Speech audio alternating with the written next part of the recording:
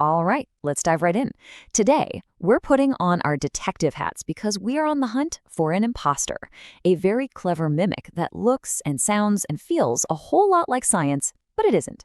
We're going to build a toolkit to help you spot pseudoscience out in the wild. But first, I've got a question for you. A very serious, very academic question. Does eating more mozzarella cheese lead to more people getting PhDs in civil engineering? I know, it sounds completely absurd, right? But what if I told you the data seems to show a connection? Okay, so take a look at this. It's pretty surprising. Between the years 2000 and 2009, as Americans ate more and more mozzarella, the number of civil engineering doctorates awarded went up in almost perfect lockstep. I mean, the lines on this graph are practically holding hands. So, what's the deal? Should engineering schools start serving more pizza on campus? Probably not. Something else is going on here, and figuring out what that something else is, well, that's our central mystery today. The culprit we're investigating has a name. It's called pseudoscience. You can think of it as something that wears the lab coat of science. You know, it uses big words, it might cite some studies, but deep down, it doesn't actually follow the rules. See, real science is all about testing, about evidence, and most importantly, about being willing to be proven wrong. Pseudoscience, as we're about to see, plays a very, very different game. So, how do we actually catch this imposter? Well, like any good detective, we start by building a suspect profile. Let's look at the common behaviors, the typical characteristics, the red flags that give pseudoscience away. So here it is, our detective's checklist for spotting a dodgy claim. First off, the claims themselves are often super vague or just designed to be impossible to test. Think about things like cosmic energy fields. How would you even measure that? Second, they love to cherry-pick evidence. They'll grab anything that supports their idea and just completely ignore anything that contradicts it.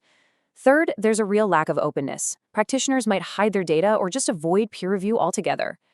Fourth, the ideas just never seem to change or progress. And finally, they often get personal, They attack the critics instead of defending their own claims with actual evidence. And that last point gets to a really key difference in attitude. Science wants to be challenged. It welcomes it. Criticism is how ideas get stronger and how we get closer to the truth. But in the world of pseudoscience, any criticism is seen as a personal attack from some kind of hostile enemy. The goal isn't to find the truth, it's to protect the belief, no matter what. But that kind of begs the question, right? If it has all these red flags, why is pseudoscience so effective? The truth is, the trick isn't just in the con itself. It's also in the psychology of the person being fooled. And yeah, that's us.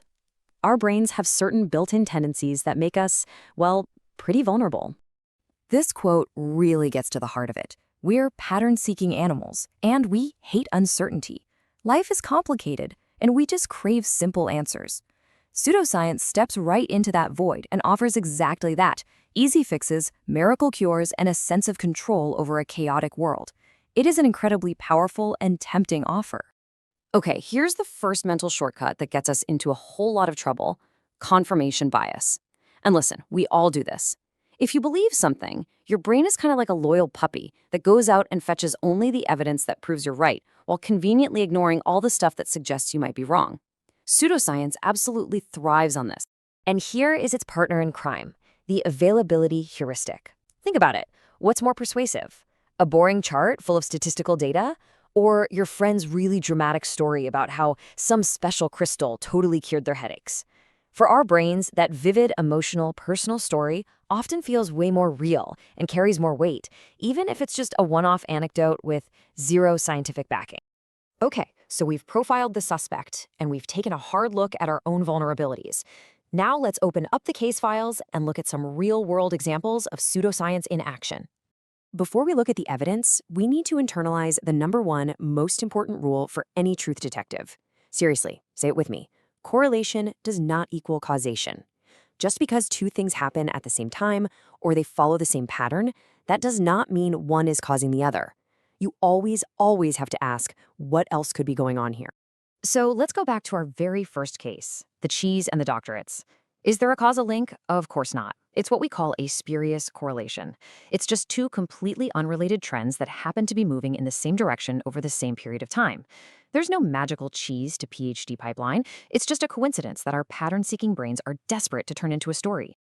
And hey, if you're still not convinced, Get a load of this one. Here we have an almost 99% correlation between the age of the winner of Miss America and the number of people murdered by STEAM and hot objects.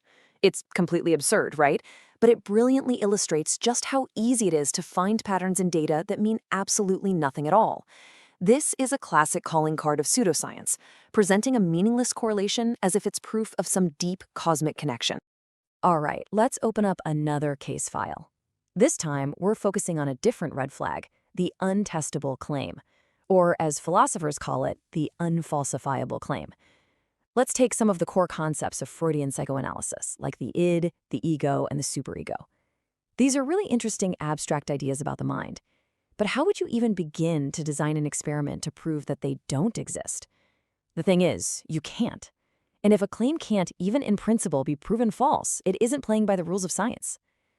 The great philosopher of science, Karl Popper, put it perfectly with this really sharp quote. What he's saying is that these ideas, because they're unfalsifiable, are actually more like myths or stories, like the Greek gods on Mount Olympus, than they are scientific theories. They might be interesting, they might even be useful metaphors, but they're not science because there's no way to test them and potentially show them to be wrong. Now, this isn't just some fun academic exercise. This stuff has huge real-world consequences. Just look at this number. $30 billion. That's how much adults in the US alone spend every single year on so-called complementary and alternative medicine, a field where, let's be honest, many claims are deeply pseudoscientific.